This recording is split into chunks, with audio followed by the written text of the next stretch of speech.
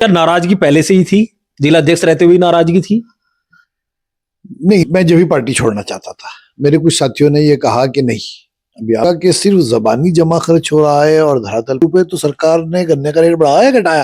तो सरकार में शरीक थे, गन्ने का भाव डिक्लेयर नहीं हुआ जब नहीं राष्ट्रीय लोकदल सत्ता में था। पिछले साल पूरा राष्ट्रीय लोकदल नहीं करती। जब आप राष्ट्रीय लोकदल में थे तो कहते थे भाई किसानों की पार्टी है, मजदूरों की पार्टी है, कमेरों की पार्टी है। जब मीरापुर उपचुनाव में आपने अनदेखी करी, एमएलसी बना तब आपने अपनी अपनी समाज का बना दिया। जय हिंद, मैं हूं परवेज पवार और आप देख रहे हैं एलकेबी हिंदुस्तान। सहारनपुर जनपद के राष्ट्रीय लोकदल के पूर्व जिला अध्यक्ष राव केसर सलीम ने कल साथियों सहित आजाद समाज पार्टी के राष्ट्रीय अध्यक्ष चंद्रशेखर आजाद के नेतृत्व में आजाद समाज पार्टी ज्वाइन की है। तो आजाद समाज पार्टी के नए नेता राव केसर सलीम जी हमारे साथ मौजूद हैं, जिनसे चर्चा करेंगे कि राष्ट्रीय लोकदल छोड़ने का क्या कारण रहा और आगामी आजाद समाज पार्टी का उत्तर प्रदेश की सियासत में किस तरह का भविष्य देखते हैं। सबसे पहले तो अध्यक्ष जी आपका स्वागत है। शुक्रिया बहुत बहुत परवेज भाई, आपका भी, आपके नाजरीन का भी, आपके चैनल का भी बहुत बहुत शुक्रिया। अध्यक्ष जी, लंबे समय तक राष्ट्रीय लोकदल के जिला अध्यक्ष के रूप में आपने अपने दायित्व का निर्वहन किया, लेकिन पिछले कुछ समय पहले आपको जिला अध्यक्ष पद से हटा दिया। उसके बाद से ही नाराजगी लोगों में चर्चा थी कि राव केसर सलीम साहब नाराज है राष्ट्रीय लोकदल के हाईकमान से, तो अब आजाद समाज पार्टी ज्वाइन करने का फैसला किया, क्या वजह रही? परवेज भाई, सच बताऊं आपको कि मेरा पार्टी छोड़ने में राष्ट्रीय लोकदल के जिला अध्यक्ष की भूमिका की कोई भूमिका नहीं है, उसका कोई बैकग्राउंड नहीं है जी। पद आने जाने वाली चीज है, इनका तो कोई इससे महत्व नहीं। राष्ट्रीय लोकदल का मैं पहले भी जिला अध्यक्ष रहा, बीच में नहीं रहा, तब भी पार्टी में, अब भी मैं लगभग 1.5 साल से पार्टी का अध्यक्ष नहीं हूँ, लेकिन राष्ट्रीय लोकदल में मैं बना रहा सिर्फ इसीलिए कि लोग मुझे ये ना कहते कि साहब अध्यक्ष जी गई तो पार्टी छोड़ दी, पद के लालची थे। आजाद समाज पार्टी मैंने इसलिए ज्वाइन की कि मैं जब से चंद्रशेखर जी सांसद बने 24 से, तब से मैं उनको देख रहा हूं कि वो हर वर्ग की आवाज वो सड़क से लेकर सदन तक उठा रहे हैं। इससे मैं बड़ा प्रभावित हुआ। राजनीति का मतलब ही से जनसेवा होना चाहिए, जो आदरणीय चंद्रशेखर जी कर रहे हैं, वो सवाल उठा लिए। इसीलिए उनकी इस नीति से प्रभावित होकर मैंने आजाद समाज पार्टी ज्वाइन की। आपने कहा कि 1.5 साल पहले जिला अध्यक्ष पद से हटा दिया गया था आपको। अगर आप उस वक्त पार्टी छोड़ते तो लोग कहते कि पद नहीं रहा तो इसलिए पार्टी छोड़ दी। तो क्या नाराजगी पहले से ही थी? जिला अध्यक्ष रहते हुए नाराजगी थी? नहीं, नाराजगी मेरी जब से थी, जब से वो भारतीय जनता पार्टी उन्होंने ज्वाइन की थी। मैं जब भी पार्टी छोड़ना चाहता था, मेरे कुछ साथियों ने ये कहा कि नहीं, अभी आप देखो, सरकार की बातें सरकार की होती हैं, और जैसे आपकी पार्टी सेकुलरिज्म की बात कर सकती है, हो सकता है वो वहां रह के हमारे हितों की रक्षा कर पाए। अगर आपने पार्टी छोड़ दी तो ये होगा कि साहब मुसलमान जो है वो राष्ट्रीय लोकदल से भाग गया, और फिर उन्हें खुली छूट मिल जाएगी। उन पे भी ये मैसेज जाएगा कि भाई अब तेरे साथ मुसलमान नहीं है तो तू क्यों इनकी बात करे। आपको ध्यान होगा किसी भी मुस्लिम लीडर ने उस समय राष्ट्रीय लोकदल नहीं छोड़ी थी, लेकिन जब हमने देखा कि सिर्फ जबानी जमा खर्च हो रहा है और धरातल पे उसकी कोई उसका सकारात्मक रूप नजर नहीं आ रहा है, तो हमें भी लगा कि भाई अब अपना कहीं ना कहीं रास्ता तलाशना चाहिए। तो युवाओं और किसानों की बात जो राष्ट्रीय लोकदल करती है, आपको लगता है कि वो धरातल पर नहीं है, सिर्फ जुबानी बात है, जैसा आपने कहा भी? जहां तक किसानों का मसला है, मैं आपको बता दूं कि किसान की प्राइम क्रॉप जो है, जो कैश क्रॉप कहलाई जाती है, वो गन्ना है जी। और उसका बड़ा ढिढोरा पीटा गया कि 400 रुपए गन्ने का भाव कर दिया गया, 390 और 400 कर दिया गया, 30 रुपए गन्ने का रेट बढ़ा, नो डाउट बढ़ा। मुख्यमंत्री जी ने खुद कहा कि राष्ट्रीय लोकदल के विधायक उन्हें घेर लेते थे, इसलिए उन्हें बढ़ाना पड़ा। नो डाउट बढ़ा। ये सिर्फ और सिर्फ जो है वो, अगर आप ये कहें कि राष्ट्रीय लोकदल उसका क्रेडिट लेगा, मैं नहीं मानता। आज गन्ना कोल्हुओं पे 500 रुपए बिक रहा है, मिल नो के इनकी स्थिति में आ गए हैं। बुआई का रकबा कम हुआ, चौधरी चरण सिंह जी की विचारधारा वो काम आई, जो चौधरी साहब कहते थे कि किसान को सिर्फ गन्ना ही नहीं और खेती की तरफ भी ध्यान देना चाहिए। वो किसान ने आज उनकी बात को चरितार्थ करते हुए ध्यान दिया, गन्ने का एरिया हटा, प्राइस वहां छिड़ गई। तो बिल सरकारी रेट 400 रुपए और प्राइवेट में लोग ले रहे हैं 500 रुपए, तो सरकार ने गन्ने का रेट बढ़ाया घटाया? तो मैं नहीं मानता कि कोई राष्ट्रीय लोकदल का इसका बुरा होगा। वो तो एक सिर्फ राजनीतिक बयान है, राजनीति देने वाली बयान है। वो चाहते हैं किसी तरह हम इनका राष्ट्रीय लोकदल का फायदा 29 में हम उठा लें, 27 का चुनाव आ रहा है, इसमें हम उठा लें वरना राष्ट्रीय लोकदल वालों ने तो कभी कब करने का बताइए, घेर लेते थे कि बात तो अलग है, किन किन मुद्दों पे वो जा रहे हैं, किसी पर्टिकुलर उस पे जा रहे हैं। किसी राष्ट्रीय लोकदल के वो विधायक का, किसी नेता का, किसी पदाधिकारी का ये बयान है कि हम सरकार से ये भाव हम मांग रहे हैं। वो तो 400 पार की बात कर रहे थे। 400 पार कहा तो अब की बार 400 पार, क्या 400 पार? सरकार बनने के बाद भी आपने देखा, पिछले साल भी तो सरकार में शरीक थे, गन्ने का भाव ही डिक्लेयर नहीं हुआ जब नहीं राष्ट्रीय लोकदल सत्ता में था। पिछले साल पूरा सीजन बीत गया, गन्ने के भाव पे बात ही नहीं हुई, तब का राष्ट्रीय लोकदल सो रहा था। कि दूसरे साल में आगे जब चुनावी वर्ष आ रहा है तब जाके ये 30 रुपए बढ़े हैं, जो नाकाफी हैं। जब कोल्हू 500 रुपए ले रहा है तो सरकार क्यों नहीं 500 रुपए कर देती रेट? अध्यक्ष जी, लंबे समय तक आप राष्ट्रीय लोकदल में रहे और ये जिस जिले में आप रहे, जिला अध्यक्ष रहे, वहां पर राष्ट्रीय लोकदल का कोई खास प्रभाव नहीं माना जाता। उसके बावजूद आप राष्ट्रीय लोकदल में रहे। आज आप कह रहे हैं कि किसानों की कोई बात राष्ट्रीय लोकदल नहीं करती। जब आप राष्ट्रीय लोकदल में थे तो कहते थे भाई किसानों की पार्टी है, मजदूरों की पार्टी है, कमेरों की पार्टी है। जब तक हम सड़क पर रहकर संघर्ष कर रहे थे, हमारा नेता भी हमें संघर्ष के लिए उकसाते थे। हम मानते थे इस बात को कि भाई जब हम सत्ता में आएंगे तो किसान की, मजदूर की, अल्पसंख्यक की बात होगी। सत्ता में आने के बाद में हमें लगा कि ये तो सत्ता ललुटता रही। हम फिर वहीं जहां खड़े थे वहीं खड़े हुए। आपको याद होगा 2 साल लगभग माननीय जयंत चौधरी जी को सत्ता में आए हुए हो गए। एमएलसी भी बना है एक आपको वो बिजनौर की सीट 24 में वो भी मिली है। मीरापुर में उपचुनाव, मीरापुर हुआ उपचुनाव, बागपत में उपचुनाव हुआ, मीरापुर में उपचुनाव हुआ, बागपत में जो है आपने पार्लियामेंट लड़ी, अपने घर की सीट छोड़ी आपने जो है बिजनौर में पार्टी ने 2 सीटें ली। दोनों भी आपने जो है वो अल्पसंख्यक समुदाय का आपने अनदेखी करी। आपको मीरापुर उपचुनाव में आपने अनदेखी करी। एमएलसी बना तब आपने अपनी समाज का बना दिया। आपने जो है अल्पसंख्यक आयोग में किसी का नाम नहीं दिया। अब तक बना ही अल्पसंख्यक आपने छोड़ रखा है, बना ही कुछ नहीं है अब तक। आपने SC ST में सेट किया, आपने पिछड़े में सेट किया। इन 2 साल के अंदर पिछड़े को, अल्पसंख्यक समुदाय को क्या मिला?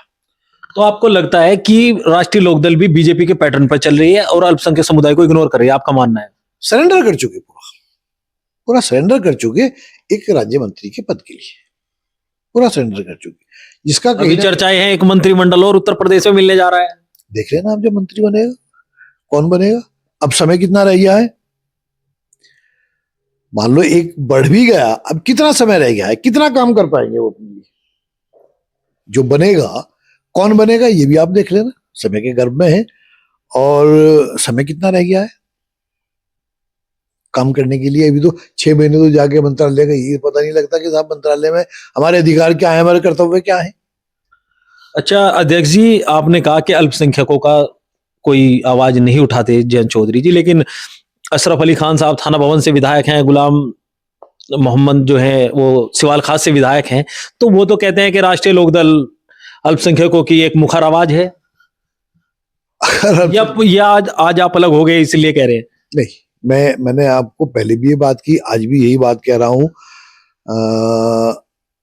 थाना वन से अशरफ अली जी विधायक हैं, उनकी हवेली पर अभी आपको याद होगा पिछले का कि साहब ये तो हमारा कुछ सांप्रदायिक ताकतों ने कुछ उस पर अपनाने की बात की, कोशिश की।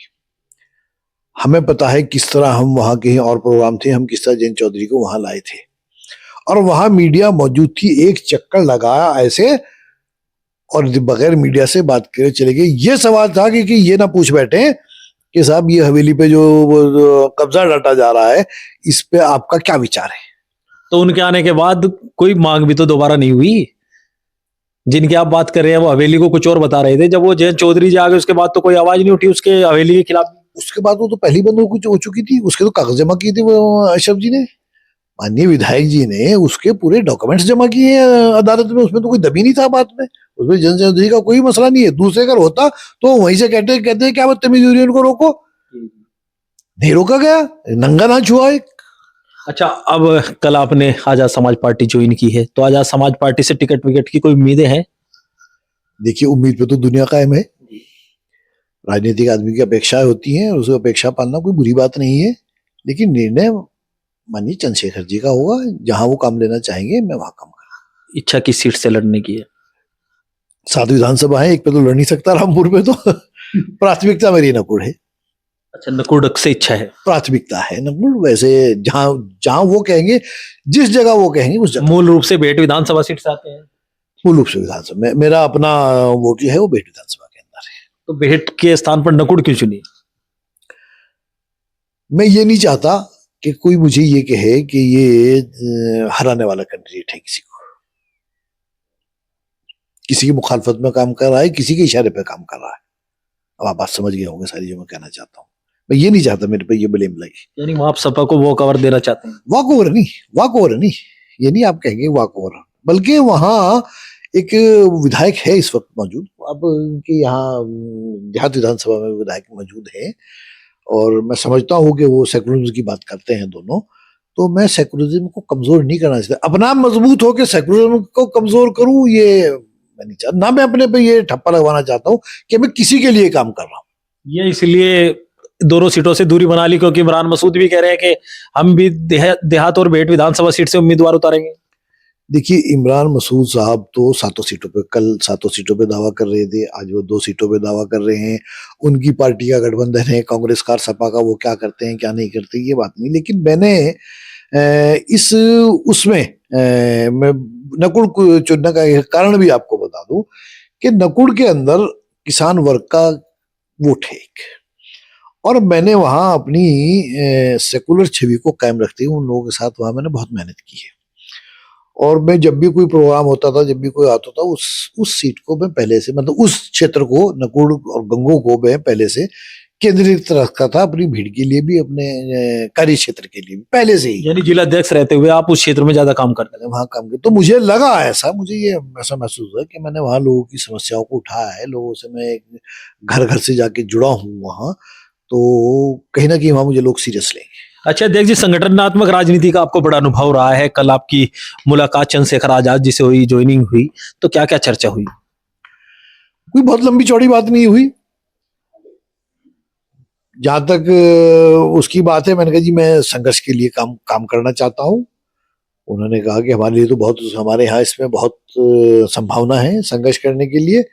और अभी अभी मैं कल ही आया हूँ पार्टी के अंदर। मैं आज यहाँ के जो जिलाध्यक्ष हैं खुराना जी, उनसे भी मैंने संपर्क किया है। आज उनसे मेरी मीटिंग होगी और कहाँ कहाँ मैं अपना योगदान दे सकता हूँ, कहाँ कहाँ उनसे कुछ सीख सकता हूँ, कहाँ हम उन्हें कुछ बना सकते हैं। 1-2 दिन के अंदर भी मीटिंग करके हम लोग इस बात को क्लियर करेंगे और संगठन को मजबूती से आगे बढ़ाएंगे। विधानसभा चुनाव से पहले उत्तर प्रदेश में पंचायत चुनाव होने हैं।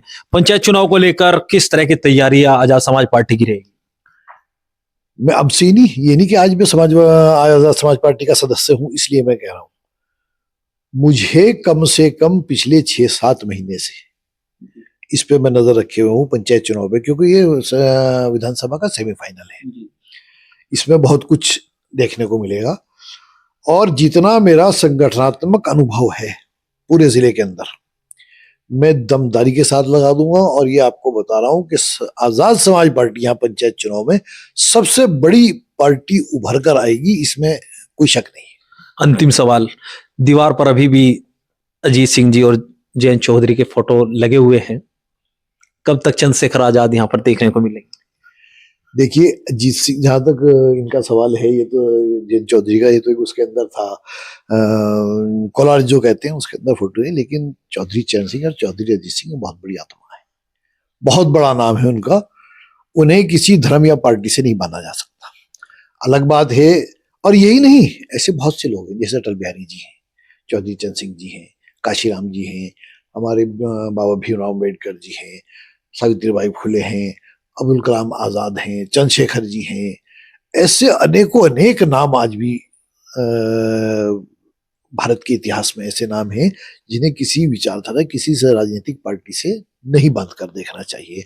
ये एक बहुत बड़े नाम है और ये एक आस्था का सवाल होता है। मैं चरण सिंह वादी हूँ, मैं अटल बिहारी वाजपेयी वादी हूँ। मैं जो है मेरा ये सौभाग्य है कि एक बार मैं बहुत छोटा सा था, मेरे याद है वो बात, लबे याद आते हैं कि काशीराम जी के साथ मैंने बैठ के मुझे चाय पीने का सौभाग्य हुआ था। वो एक बार अम्बाले से आ रहे थे और यहाँ सहारनपुर में बड़ी नहर पर एक रेस्टोरेंट होता था कालिंदी के नाम से, आपको याद होगा, जहाँ ये बन गया अमरवाटी का जामे कठोर, वहाँ एक कालिंदी के नाम से रेस्टोरेंट होता था।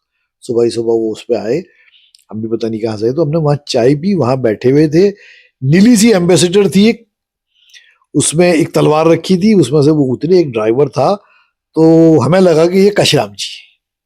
तो मैंने जाके नमस्ते की, मैंने पूछा सर काशीराम जी के? हाँ मैं काशीराम हूँ। हमने बैठ के इकट्ठे कुल्हड़ में एक टेबल पर बैठ के चाय पी, वो मुझे स्मरणीय है। और उन्होंने कहा था कि बेटा जब यूथ, अब से लगभग हो गई होगी ये 30-35 साल पुरानी बात हो गई होगी, उन्होंने हमें जब भी आमंत्रण दिया था, मैं सोचता हूँ इस बात के लिए कि वो क्या समय था कि मैं काशीराम जी से उस समय क्यों, या हमें इतनी समझ नहीं थी उस वक्त, तो लॉर्ड बुद्ध वाली बात थी। तो वो उनके विचारों से मैं बड़ा, ये लोग ऐसे हैं जिनकी विचारधाराएं जब तक दुनिया रहेगी तब तक इनकी विचारधाराएं जिंदा रहेंगी। तो पूर्व जिला अध्यक्ष राव केसर सलीम जी आजाद समाज पार्टी के नेता हैं, इनसे हमने चर्चा की। इस वीडियो में बस इतना ही। आगे के अपडेट के लिए बने रहिए एलकेबी हिंदुस्तान के साथ। जय हिंद।